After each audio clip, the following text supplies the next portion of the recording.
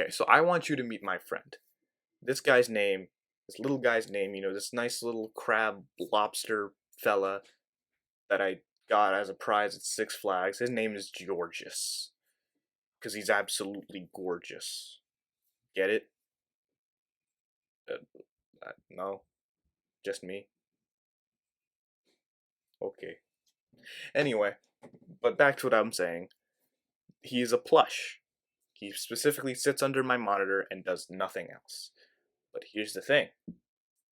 When I'm in the middle of a computer science problem, let's say there's some code that I just can't seem to figure out, Georges, one way or another, can actually be used to help me save the day. Now, I know we live in the age of the internet. We live in a world where we basically have access to tons of information. And even if it's not available on like some forum website or some obscure Reddit post, then in some way, shape, or form, you can just communicate with other people. Maybe there is a Discord server out there that specializes in C++ programming, and you can ask the people there when you have a bug or an issue or a problem with your code. Maybe you can communicate with some friends that you've met in a, I don't even know where programmers hang out. I actually don't know. But the point that I'm trying to make is that we live in a world where we make a lot of connections, that we talk to a lot of people, that we communicate with a lot of people. So how is a lobster crab plush thing, or a llama, or notably a rubber ducky, actually important to, well, programming? How is it actually important to the world of computer science? Well, that's because programmers and computer science majors, what I don't know, like people who are interested in computer science actually use it as a very interesting but also very effective way of solving problems.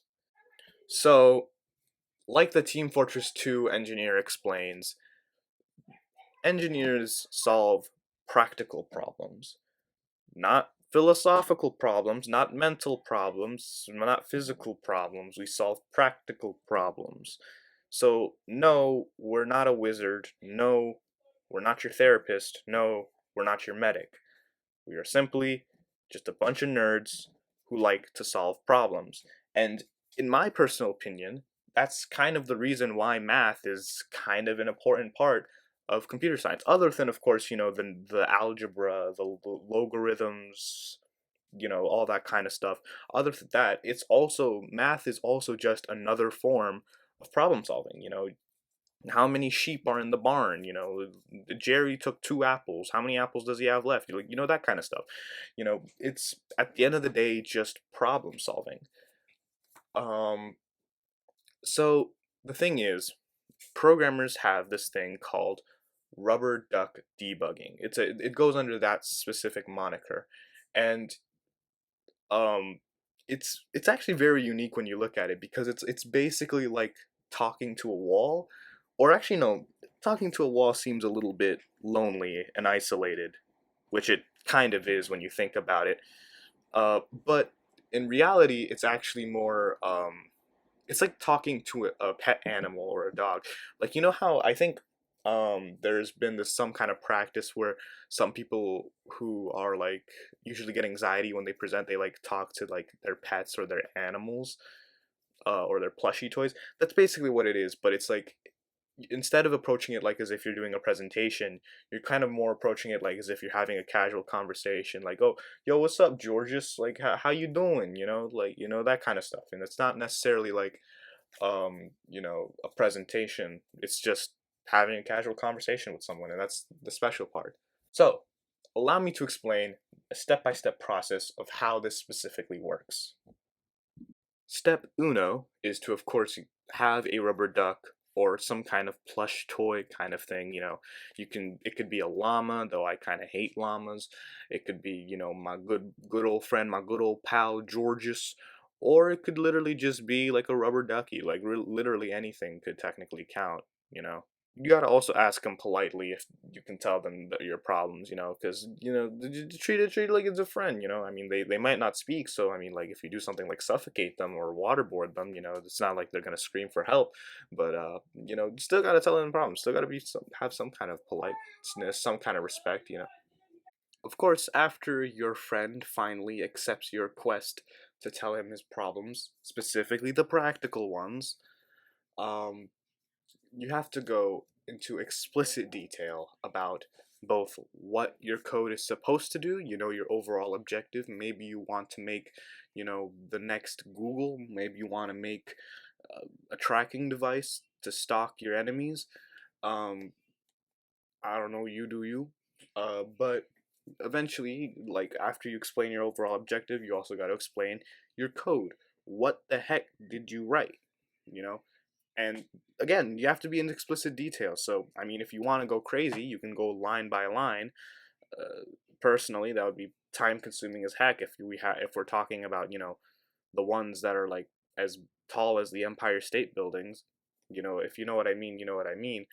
Like other than that, you just got to be explicit. You got to be specific about basically everything. You got to tell them absolutely everything. Your thought process, how are you programming it, like this and that. And the whole point of it is ultimately going to lead to a resolution where by explaining it and looking at it, you're going to be looking at the code while explaining it, and you're going to be like, hold up, wait a minute, something ain't right. you know what I mean? Like it's a lifesaver. It tells you like what's the problem, what's the bug, what's the issue, and then of course you realize your mistake, and you know you reward your nice little friend by giving him a nice little pat on the head.